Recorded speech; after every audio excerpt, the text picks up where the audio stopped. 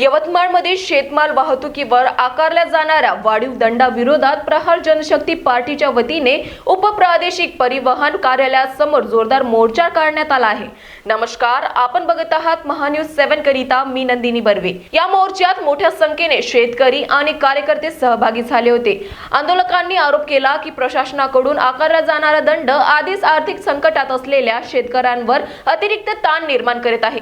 तसेच अपंग उमेदवारांना वाहन परवाना प्रक्रियेत सवलत देण्याची मागणी यावेळी करण्यात आली। दरम्यान अधिकाऱ्यांनी आंदोलकांशी चर्चा करून सकारात्मक तोडगा काढण्याचं आश्वासन दिल्यानंतर आंदोलन तात्पुरते स्थगित करण्यात आले आहे। यवतमाळ हा शेतकरी आत्महत्याग्रस्त जिल्हा आहे।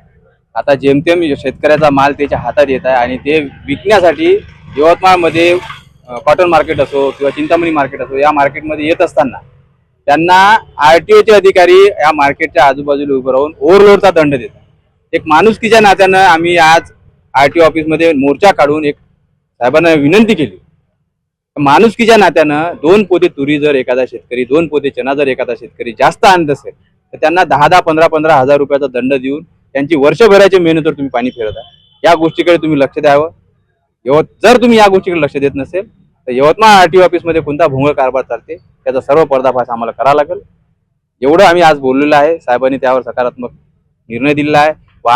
अपंगाच्या बाबतीतला असो त्यांना वाहन परवाना द्यावा, त्यानंतर ऑटो रिक्षा चालकाच्या बाबतीतला असो, छोट्या गाड्यांना जो मेमो दिला झाला आहे या बाबतीत असो, आज सविस्तर चर्चा झाली आहे।